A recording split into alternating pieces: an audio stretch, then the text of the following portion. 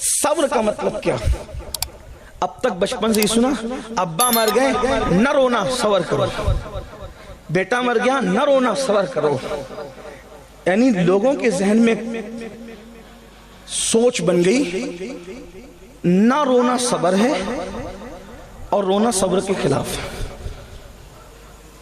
تو جو لوگ سخت دل لوگ ہیں یا جو لوگ محبتی سے آری ہے، جن پر رشتوں کو نبھانا بھاری ہے، جب کوئی مرتا ہے ان کی آنکھ میں کبھی آنسو نہیں آتے، تو کیا وہ صابر لوگ ہیں؟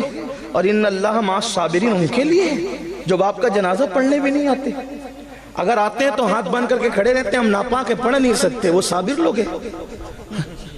مولوی رو رہا ہے بیچارہ باپ کی میت پہ کا یہ بے صبرہ ہے، اور شرابی آنکھیں تان کر کے کھڑا ہے، دیکھو کتنے صبر کے ساتھ کھڑا. وہ صبر کے ساتھ نہیں، وہ تو سوچا ہے بڈھا مر گیا اچھا ہوا تاکہ میرے راستے کی رکاوٹ گئی، باپ مرا اچھا ہوا تاکہ مجھے حصہ ملنا ہے.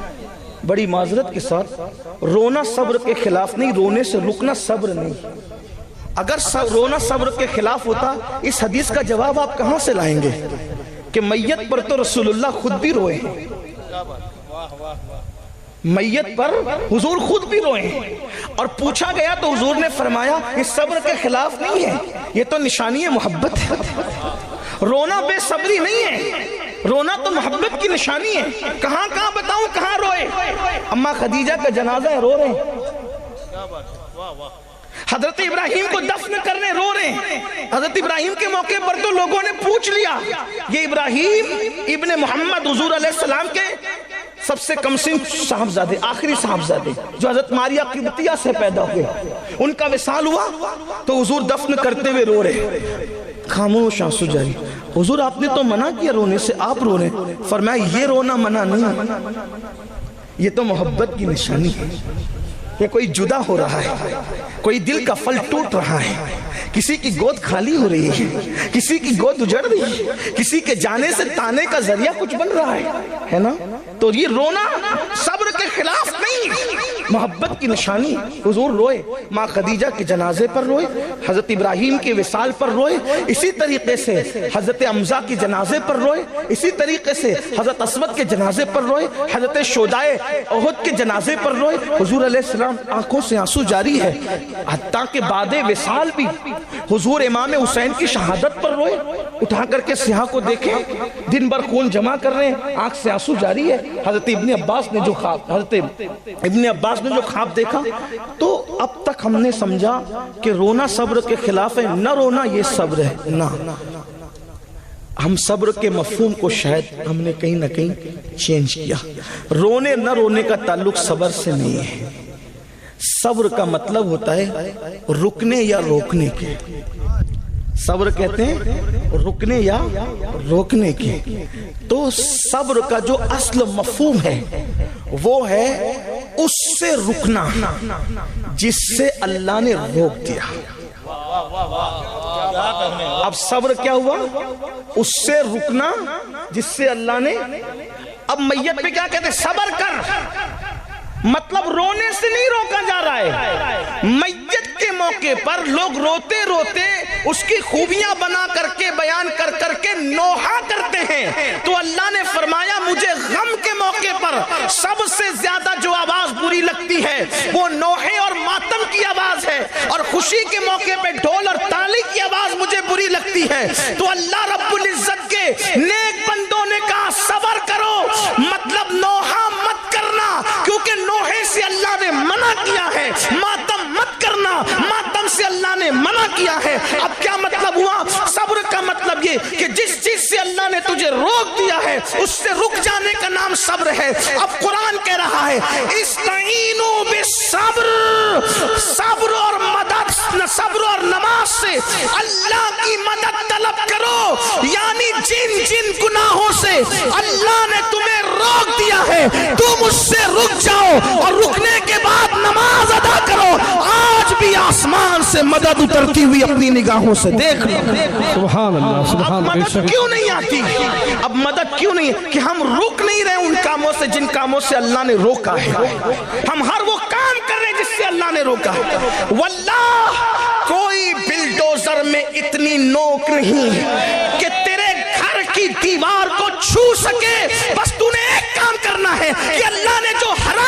ہے تو اس سے رک کر کے دیکھ اور پھر خدا کے گھر کو سجدے سے آباد کر کے دیکھ. تیرا گھر اجاڑنے والے خود تیرا گھر بنانے پر مجبور ہو جائیں گے. ہائے آیا فتنہ تاتار کے افسانے سے پاسباں مل گئے کعبے کو صنم کھا دے. نعرہ تکبیر، نعرہ رسالت، مذہب اسلام. سبحان اللہ، سبحان اللہ، واہ واہ واہ. کسی حکومت کی تلوار میں اتنی طاقت نہیں کہ تیری گردن کا بس تو حرام سے رک جا. لیکن مسلمان تو جب تک زنا کے اڈے آباد کرتا رہے گا، جب تک تو حرام کھاتا رہے گا، جب تک تو عورتوں پر پاپ کی نظر ڈالتا رہے گا، جب تک تو ناپاک گھومتا رہے گا، جب تک تو کھڑے ہو کر پیشاب کرتا رہے گا، جب تک تو ان علماء ربانیین نائب رسول سے بغض اور حسد کرتا رہے گا. اللہ اکبر. جب تک تو اپنے ماں باپ کو بے حرمتی کی نظر سے دیکھے گا، ان کو چلائے گا، ان پر چیخے گا، ان کی بے ادبی کرے گا، ان کی بے حرمتی کرے گا. ہاں اپنی جوانی کے غرور کے اندر، اپنی جوانی کے نشے میں تیرا نام عبد الرحمن، عبد السلام، عبد المصطفیٰ تو ہوگا، لیکن تیرا کردار مسلمانوں جیسا نہیں. تو صبح کر رہا ہے مشرکوں کی طرح، یہود اور نصارہ کی طرح، تو چہرہ بنا رہا ہے یہود اور نصارہ کی طرح. تیرا حال یہ ہے کہ تجھے فلم میں بیٹھنے کے لیے 3 گھنٹے تھکن نہیں ہوتی، لیکن 10 منٹ تو مسجد میں نہیں بیٹھ سکتا. ہاں تیرا حال یہ ہے کہ تیرے گھر کی بیٹی مشرکوں کی، یہود اور نصارہ کی بیٹیوں کی طرح بازاروں میں بے پردہ گھوم رہی ہے. تیرے گھر کی شادیوں میں ڈی جے بج رہا ہے، تیرے گھر کے آنگن کے اندر ڈھول بج رہا ہے، تیرے کانوں میں ایئر فون لگا ہے، اور تو پوری رات کبھی فلم دیکھ رہا ہے، کبھی گانے سن رہا ہے، کبھی گندی فلم دیکھ رہا ہے، کبھی ننگا ناچ دیکھ رہا ہے. اللہ کی مدد کب آئے گی؟ بلکہ جب قوم اللہ کی نافرمان ہوتی ہے تو پھر اللہ رب العزت کافروں کو خود کھڑا کرتا ہے. اٹھو مارو ان کا فاسقوں کو. میں ایسے نہیں کہہ رہا ہوں. ہلاکو اور چنگیز خان کا نام سنا ہے. اس دور کا کوئی ظالم ہلاکو چنگیز کے برابر ہے سوچ بھی نہیں سکتے. ہلاکو اور چنگیز ان کے بارے میں آپ سوچ نہیں سکتے. ہلاکو چنگیز نے جب مسلمانوں پہ حملہ کیا ہے، کئی دنوں تک دجلہ میں پانی نہیں صرف خون نظر آتا، دریا میں خون نظر آتا، اور سر مسلمانوں کی کھرپڑیوں میں شراب پیتے تھے وہ لوگ. لائبریریاں انہوں نے جلا کر کے پانی میں بہائی تھی. مسلمانوں کی بیٹیوں کے ساتھ وہ ظلم کیا ہے کہ کبھی وقت ہو، یہی عنوان ہو تو اس پر تفصیلی گفتگو، لیکن میرا عنوان وہ نہیں. اتنا ظلم کیا. ایک بزرگ، ایک ولی کہتے ہیں کہ جب ان کی فوج چلتی تھی تو ایسا لگتا ہے فوج نہیں چل رہی ہے، جیسے سیلاب آ رہا ہے، سروں کا ایک سیلاب ہے. اس ولی نے سوچا کہ میں مقابلہ کروں گا ان کا. تو جب وہ مقابلے کے لیے گئے تو دیکھا کہ نہیں، میں مقابلہ نہیں کر سکتا. آپ ولی ہو کے نہیں کر سکتے؟ کہ ان کے سروں پر ولیوں کی روحیں ہیں. کن کے سروں پر؟ ان کافروں کے، چنگیز اور ہلاکو کی فوج کے سروں پر ولیوں کی روحیں، ولیوں کی روحیں. اور وہ روحیں تڑپ تڑپ ان کو کہتی ہے اے کافروں، ان فاسق فاجروں کو قتل کرو. کیونکہ یہ مسلمان نہ رہے، فاسق فاجر ہو گئے، شراب پی کر فاسق ہو گئے، زنا کر کے فاسق. یہ جتنی میری قوم تک میری آواز پہنچ رہی ہے، یہ تو نیک لوگ اللہ والے بیٹھے ہوئے ہیں، لیکن آپ سے کہتا ہوں ہر آدمی اپنے آپ کو بہتر جانتا ہے. میں بھی اور آپ بھی اپنے من میں ڈوب کر سوچو کہ کتنے مسلمان ہو. اسلام کہاں ہے ہماری زندگی میں؟ تجارت سے لے کر نماز تک کون سے ہم مسلمان ہیں؟ ہمارے اندر اسلام کتنا ہے؟ ایک یہودی عیسائی جھوٹی قسم کھانے میں، حضرت اگر یہودی کو کہہ دو موسیٰ کی قسم کھائیں، یا وہ عیسائی سے کہہ دو عیسیٰ کی قسم کھائیں، وہ نہ کھائیں گے. اور تم 10 روپے کی سبزی اور 200 روپے کی چپل بیچنے کے لیے اللہ کی جھوٹی قسم کھاتے ہو. کتنے مسلمان ہو؟ ہنسنے کی بات نہیں. ہاں یہودی اپنا مذہب کسی لڑکی کی بنیاد پہ چھوڑنے کو تیار نہیں. عیسائی اپنا مذہب کسی لڑکے کو دیکھ کر چھوڑنے کو تیار نہیں. اور یہ مسلمانوں کا حال ہو گیا کہ اگر کوئی لڑکی خوبصورت نظر آئے تو اپنا مذہب بھی اس کے قدموں میں رکھتے. تو کیا ہلاکو چنگیز خان سے زیادہ ظالموں کا تمہیں انتظار ہے؟ اور ان لڑکیوں کا حال یہ ہو گیا جو کنیزان فاطمہ کہلاتی ہے. اگر کوئی خوبصورت خوبصورت اور مالدار نظر آ گیا تو اس کے قدموں میں مذہب رکھ دیا. یاد رکھنا مذہب کا کھلواڑ کرنے والوں کو زیادہ دن تک خوشی دیکھنا نصیب نہیں ہوتی. اگر کوئی بیٹی کسی خوبصورت اور مالدار کے چرنوں میں مذہب کی قربانی اور بلی دے رہی ہے تو ایک دن اس پر وہ آئے گا کہ وہ چھوڑ کر کے بھاگے گا اور پھر مذہب اسلام بھی اس کو پناہ نہیں دے گا اور وہ در در بھیک مانگنے پہ مجبور ہو جائے گی, عبرت کی موت مرنے پہ مجبور ہو جائے گی. اور ایسا ہی ان لڑکوں کا حال ہے جو حسن پر, جو دولت پر, جو طاقت پر, ان کے قدموں میں آج اپنا مذہب قربان کرنے ہیں. نادان, ایمان اور اسلام اس دولت کا نام ہے. اگر علی اکبر جیسا بیٹا لٹا کر کے اس کو بچا لیا جائے تو بھی سستا ہے, اس لیے کہ اسلام کے برابر کوئی چیز ہو ہی نہیں سکتی. یہ ہم نے کربلا سے سیکھا ہے, یہ ہم نے کربلا سے سیکھا. 6 مہینے کا معصوم لٹا کر اگر دین بچا لیا جائے تو بھی سستا, اس کی قیمت نہیں ہے, اس کو دین کہتے. تم لڑکے اور لڑکیوں کے قدموں پہ دین قربان کر رہے ہو تو یہ ان ظالموں جیسا تو ہم سوچ بھی نہیں سکتے. مگر وہ ظالم آئے کیوں تھے؟ بہت لمبی نہیں کروں گا, ٹائم تو پہلے زیادہ ہوا, تھوڑی دیر غور کرنا, شارٹ کروں گا. حالانکہ مجھے بہت سے عنوانات دیے گئے لیکن اب عنوانات کو چھڑنے کا ٹائم بھی نہیں. اللہ کرے کسی کے دل میں بات اترے.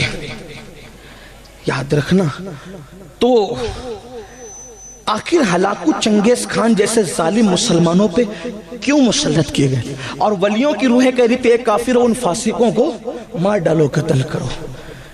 اس لیے کہ اس دور کا مسلمان بھی بہت دولت مند تھا. خلافت عباسیوں کی خلافت تھی اور دولت دی تھی, خدا نے بہت مال دیا تھا. پوری دنیا میں اسلام کا غلغلہ تھا, کئی بر اعظموں پر اسلام کی حکومت تھی. مسلمانوں کا حال یہ تھا کہ دوسرے ممالک کے بیت المال میں اور شاہی خزانے میں جتنی دولت نہیں ہوتی تھی اتنا بغداد کے ایک ایک مسلمان کے پاس دولت ہوتی. اتنی دولت خدا نے دی تھی, لیکن دولت پا کر وہ ایسے ہی بگڑے تھے جیسے میرے ہندوستان کا تاجر بگڑا ہے.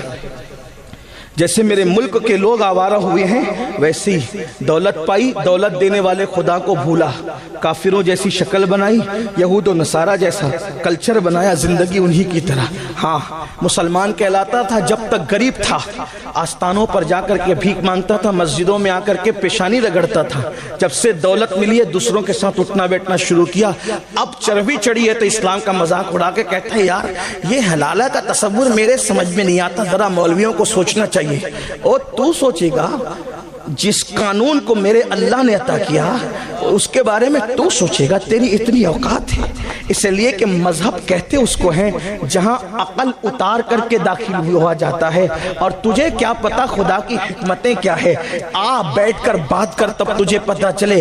جو تیرے سماج میں رائج ہے اسلام اس حلالے کی تائید نہیں کرتا جو حدیث میں وہ اتنا خوبصورت ہے, اگر اس کا کانسیپٹ پیش کر دیا جائے تو آج بھی چنگیزی اور ہلاکو کے دیوانے اسلام کے دامن میں پناہ لینے پر مجبور ہو جائے. لیکن تو نے پڑھا ہی نہیں, دین نہیں پڑھا, دھرم نہیں پڑھا, مذہب نہیں پڑھا, مسلک نہیں پڑھا. اللہ اکبر. تیرا حال تو یہ ہے میرے بھائی کہ تیرا غسل بھی 3 بچے پیدا ہونے کے بعد درست نہ ہو سکا.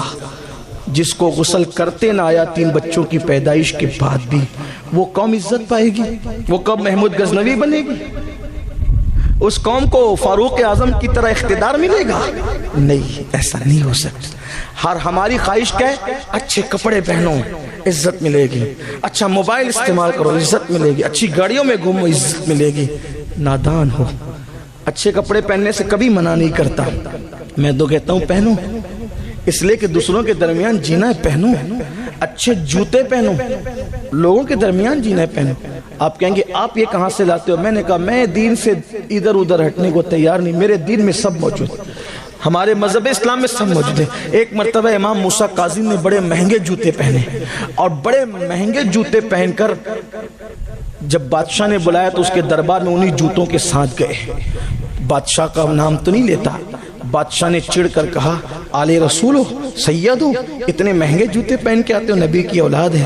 ہنس کے کہتے ہیں اسی لیے اتنے مہنگے پہنتے ہیں کہ تم جیسے دنیا داروں کی نظر ہمارے جوتوں پر رہے, ہمارے چہرے تک پہنچنے لگے.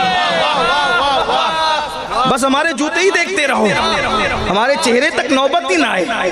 تو ایسے جوتے پہنو کہ لوگ تمہارے جوتے پر ہی نظر رکھے، چہرے تک ان کی اوقات بھی نہیں ہے. ہاں میں منع نہیں کر رہا ہوں، لیکن موسیٰ کاظم جیسا چہرہ تو بنا. تو نے تو چہرہ یہود و نصارہ کی طرح بنا رکھا ہے. ایک مرتبہ امام جعفر صادق نے بڑا قیمتی جبہ پہنا. ایک حاسد آ کر کے کہنے لگا آلے نبی ہو کر کے اتنے مہنگے کپڑے پہنتے ہو. فوراً کرتا اٹھا دیا تو نیچے ٹاٹ تھا. بولا یہ کیا ہے؟ تو کہا یہ جو ٹاٹ ہے نا اس کے لیے، یار کے لیے، اور یہ خوبصورت جبہ تیرے جیسے مکار کے لیے، تاکہ لوگ ہمیں حقیر نہ سمجھیں، تاکہ لوگ ہمیں حقیر. دنیا میں جینا ہے تو ہمیں لوگوں کے ساتھ اس طرح کا رویہ کرنا ہوگا، لیکن اندر تو کچھ ہونا. اندر کسی کے لیے ہو تو سب اوپر ہی اوپر کر رہے ہو. تو ہمیں عزت کپڑوں سے نہیں، ہمیں عزت قیمتی موبائل سے نہیں، ہمیں عزت کاروں سے نہیں. آپ کو پتہ عزت ملنا کیسے ہے؟ جس وقت بیت المقدس فتح ہونے کرنے کے لیے مسلمان بیت المقدس کی طرف بڑھتے ہیں اور مسلمانوں کے آگے جو ہے وہ دوسری طاقتیں ہار جاتی ہیں، تو ان کے علماء بیت المقدس کی دیوار پر کھڑے ہو کر کہتے ہیں تم کتنی بھی کوشش کر لو، تم لوگ ہم سے بیت المقدس لے نہیں سکتے، کیونکہ ہماری مذہبی کتاب میں لکھا ہوا ہے کہ ایک درویش بادشاہ ہوگا، اس کے ہاتھوں بیت المقدس فتح ہوگا. ایک درویش بادشاہ ہوگا، اس کے ہاتھوں بیت المقدس فتح ہوگا. اللہ اکبر. ابو عبیدہ ابن الجراح بڑے ہوشیار تھے، ان کو امین الامہ کہا گیا ہے. انہوں نے نیچے سے کہا اس بادشاہ کی صفت بھی تو لکھی ہوگی، بیان کر. تو کہا ہاں تیرا چہرہ گول ہے، وہ تو فتح کرنے آیا نا بیت المقدس، تیرا چہرہ گول ہے، تو نہ کر سکے گا. اس کا چہرہ تھوڑا سا لمبا ہے، اس کی داڑھی بڑی بڑی پتلی پتلی سینے تک آئی ہوئی ہے، اس کا چہرہ سرخ ہے، اس کے ہونٹ پتلے پتلے ہیں، تیرے گال اوپر ہے، اس کے گال اندر کی طرف ہے، اور اس کی جو لنگی ہے وہ اس کے ٹکنے کے اوپر ہے، اس کا لباس اس طرح کا ہے اور وہ اس طرح کا اور اس طرح کا ہے. جیسے جیسے وہ پڑھتا جا رہا تھا ابو عبیدہ مسکراتے جا رہے تھے. اس بوڑھے راہب نے کہا میری بات پر تو ہنستا کیوں ہے؟ تو فرمایا تو جو صفت بیان کر رہا ہے وہ درویش بادشاہ ہمارے ہی پاس ہے، لیکن وہ بیت المقدس میں نہیں، وہ مدینہ منورہ میں موجود ہے. سبحان اللہ. نعرہ تکبیر، نعرہ رسالت. بلا اس کو، اگر میں دیکھ لوں گا تو اس کو بن لڑے چابی دے دوں گا. پھر ابو عبیدہ خط لکھتے امیر المومنین جانشین رسول فاروق اعظم سیدنا عمر ابن الخطاب غیث المنافقین امام المجاہدین امام المشاہدین فی رب العالمین. اللہ اکبر. میرے نبی کا جانشین، میرے نبی کا پروردہ، میرے نبی کا تربیت یافتہ، جس کو رسول اللہ نے سجایا سوارا نکھارا اور اتنا بلند کر دیا کہ آقا فرماتے میرے بعد کوئی نبی ہوتا تو وہ عمر ابن خطاب ہوتے. لا نبی بعدی، مگر میرے بعد کوئی نبی نہیں. 3 بر اعظموں کا حاکم، ایک ملک کا نہیں، 3 بر اعظموں کے حاکم کو خط لکھا ہے بیت المقدس آنا ہے. آج دیکھ لو دنیا کے وزیروں کو ایک ملک سے دوسرے ملک جاتے تو کتنا اتراتے ہیں، پھر بھی حال یہ ہوتا ہے کہ لوگ نظر اٹھا کر دیکھتے بھی نہیں. جن لوگوں کو پتا ان کو پتا ہے، منہ تکتے رہتے لوگ. یہ اوقات ہے اور ہم نئے کپڑوں سے جائیں گے، چارٹر فلائٹ. میں کسی ایک ملک کی بات نہیں کر رہا ہوں، یہ دنیا کے سارے ملکوں کا. ورنہ کوئی ملک کا آدمی، پڑوسی ملک کا آدمی، اڑوسی ملک کا آدمی مجھ پہ ناراض ہو جائے کہ آپ ہمارے ملک کا. میں نے کہا ہم تو جنرل بات کہتے ہیں، شراب کے خلاف تقریر کریں گے تو کوئی شرابی اٹھ کے لڑے گا ہمارے خلاف کرے. ہمیں تو پتہ ہی نہیں شرابی کون ہے، ہم تو اپنی بات کرتے ہیں. تب یہ چارٹر فلائٹ جو چوری چوری چپکے لیے جا رہے ہیں ان کی بات ہو رہی ہے. جو ہیں وہ ہیں، جو قوم کے پیسے چرا کر روزانہ نئے کپڑے پہن رہے، جو ہے سو ہے. ہمیں نہیں پتا کون ہے، ہم تو جنرل بات کرنے کے عادی کرتے رہیں گے. جن کی بے عزتیاں ہو رہے ہیں لوگ تکتے نہیں تکتے ان کی طرف، لیکن آؤ ظالموں کی عزت